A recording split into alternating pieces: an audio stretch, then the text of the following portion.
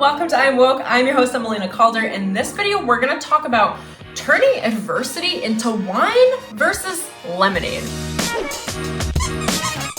Hey, what's up? If you're new, welcome. My name is Emelina. I'm a high-performance life coach, a spiritual mentor, and a personal branding coach. I'm also an AKASHIC records reader, a psychic medium. I do all the fun things, all the cosmic things. And on my channel, you can expect personal development and spiritual development videos, as well as like weekly readings and channeled updates from the AKASHIC records on the new moons and full moons. If that sounds like your vibe, go ahead and hit that subscribe button, tap the bell for notifications so you don't miss any energy updates or anything else. And I've also got a free meditation that you can cop in the description link below that I really think you're gonna love, that is gonna reestablish and reconnect you to your own personal, authentic self-worth with your own source connection. Like a straight line from source. Get a hold of that in the description link below. Now let's jump right in. All right, so I just wanted to cover this topic because my guides, my spirit guides tell me all the time. They're like, okay, so you have an experience of adversity. And for me, they tell me you're really great at alchemizing, digesting, taking that adversity, taking that experience, making it yours, and then turning it into something new. That something new is typically a wine-focused energetic frequency.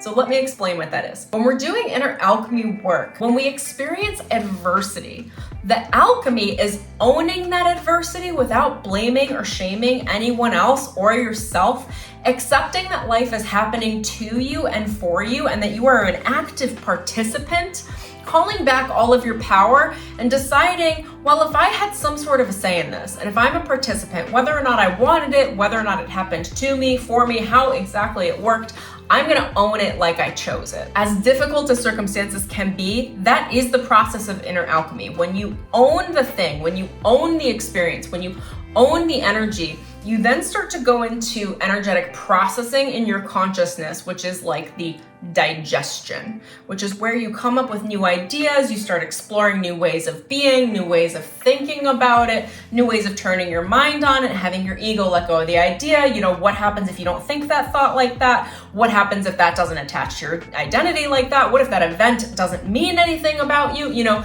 and you start to digest it and pull it apart. That's the inner alchemy. Now, when my guides tell me there's wine and then there's lemonade, and essentially here's the deal, just to give you guys the inside scoop, I became an expert at making wine from very difficult experiences. What the wine is it's allowing the negativity, the karma, the real adverse experiences to ferment. It's where you kind of sit on them, sit with them, and allow them to move through the process of fermentation in your consciousness until they're so refined that you have wine. You have a refined version of what it was. Now, here's the catch, okay? And no shade to anyone that drinks wine or alcohol, but I'm gonna tell you how my guides explain this. Don't shoot the messenger. Here's what my guides have to say about it, and what they've always told me is, as beautiful as that process is, it's still wine. It's poison. I don't drink, but when I have drank alcohol in the past, my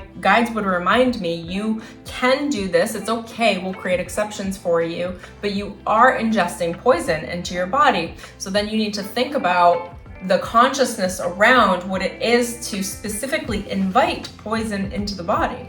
So all of this to say, what my guides explain is that when I moved through this process of really owning and alchemizing my different adversities, allowing them to ferment and create a really refined aspect of that fermentation, it's still an entire process that assumes conflict, assumes some sort of war-based consciousness.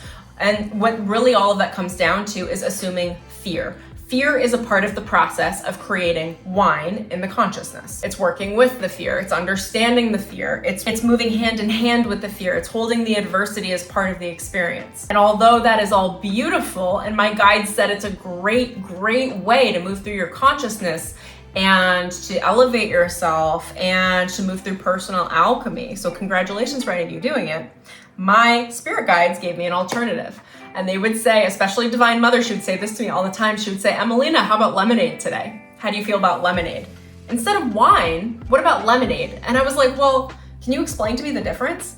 And she said, well, lemonade is about taking something bitter and adding some sugar and some water and some sweetness. There's nothing poisonous about it. There's nothing negative about it. It literally is just taking something bitter, seeing the experience that it is that you've chosen to experience as something bitter that can be remedied with the sweetness of life, with the nectar of spiritual awareness, of God, of Source, with the nectar of pleasure, which is also joy. It's being able to select out of the menu of options that we have in our personal experience and our identities and our own ability to alchemize our experiences, no matter what they may be. Even if something is highly, highly negative, it can be looking at the menu and saying, but what out of this experience is the experience of pleasure? Is the experience of the nectar of life giving me everything I need, not only to survive, but to thrive? And I'm seeing honey coming into my field. It's just sweet honey. Like, honey is like the nectar of the gods. Like, when bees create honey, honey is actually the materialization of light codes, of consciousness, of Source consciousness. So it's being in the nectar of Source without fear in the experience of creating what it is that you're alchemizing. And lemonade, it's a sweet, delightful, refreshing beverage that you have when you're like hanging out at the beach or on vacation or having a good time or on a good summer day. Whereas the experience of wine is the experience of ingesting a level of poison that is altering your consciousness, that is changing your expression, that is bringing out some darker aspects of yourself, but that also could be enjoyed. It's just a different experience. It's an experience about folding the fear into what you're experiencing. It's an experience of self-acceptance of the fear, self-acceptance of the bullshit that's happened to you in your past, self-acceptance of whatever you've called into your life that typically you would not enjoy, but you learn to enjoy through the practice of creating wine and drinking wine for yourself.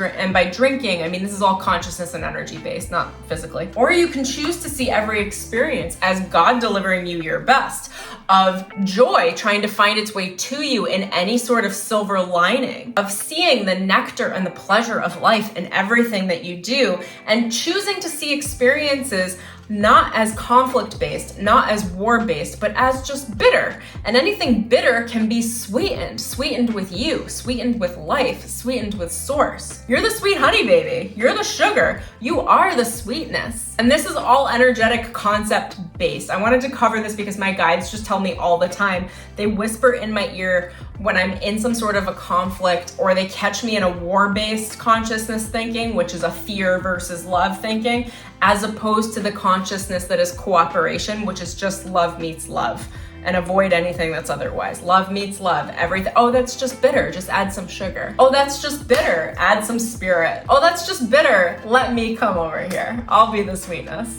Like, it's just like sweetening things up. It's looking for reasons to be filled with joy. It's looking for reasons to be happy. It's looking for reasons to be in love. It's looking for reasons to express love. And it's looking for reasons to share the sweetness of life with yourself and with others, that you are deserving of that sweetness, that you don't have to collect negative experiences in order to make something good, if this makes sense, in your consciousness and your awareness and your experience, that actually you can make something good out of something good, that actually you can just like add some sugar or some honey to some lemons that you find on the side of the road, which like contextually in our human experience could be like, you know, not having to go to the bottom of the barrel of whatever you typically do before you make a change in your life. It's adjusting your personal thoughts and expectations around how much pleasure you can receive from spirit, from everything in your life, functioning in the state of consciousness that is of cooperation. It's a cooperation-based consciousness rather than a war-based consciousness. And they always tell me the war-based consciousness is fear. It's fear versus love. It's you fighting for what you want. It's you fighting for what you need. It's any level of fight. My guides, Divine Mother says to me all the time, give up the fight. Give up the fight, Emelina. We know you're a fighter. We know you're a warrior. Now chill. And they tell me to be a lover. They're like, be sweet, be a lover, let go of the war. There's no more war. And the experiences that I grew up in, I had a lot of war-based consciousness, a lot of fear, a lot of circumstances that I had to alchemize and turn into like contextual, like energetic wine, if you will, to be able to refine those experiences. And then there's a point where I elevated past that because I did all of my refinement work. And ultimately my guides were like, You don't have to look for conflict to create a better experience. You can just go find some lemons. They're like, go find something that's still cooperative. It's a lemon, it's cooperative. And then just make it better. Find a good experience, make it better. Find another good experience, make it sweeter. And it's about adopting to your preferences.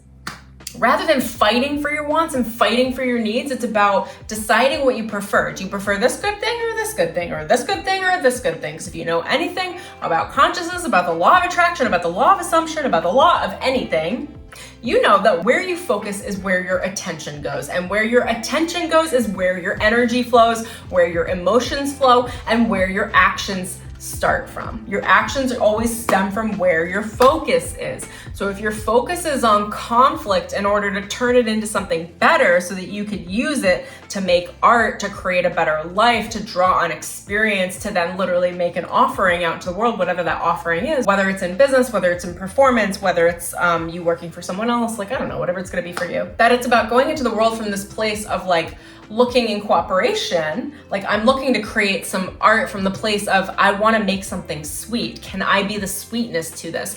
Can I invite more of life's nectar, more presence into what it is that I'm creating? And that alchemy is very different. It's like the alchemy of creating lemonade, of creating food, of having like that joyful experience. And again, I'm not demonizing the other stuff or anything. I'm literally just delivering how my guides delivered this message specifically. I think it's a really beautiful concept. I've been really dedicated to this for a little bit now, like at least 6 months, maybe a year, but like really focused on enjoying the sweetness of life, stepping into the sweetness of life, looking for, with my focus and attention, what is already sweet. What is something I could work with? What's something I would enjoy? What is my preference on this menu of life? I don't have to choose the menu of conflict. If there's a food you don't like on a menu at a restaurant you go to, you don't look at the menu and choose that option and say, but I hate this. But how dare you put this item on this menu, when there's literally, like, you turn the page on the menu and there's an entire menu selection of foods that you actually love and adore. Like, why are you paying attention to the one you don't like and then attacking the staff, telling them they have to take it off their menu?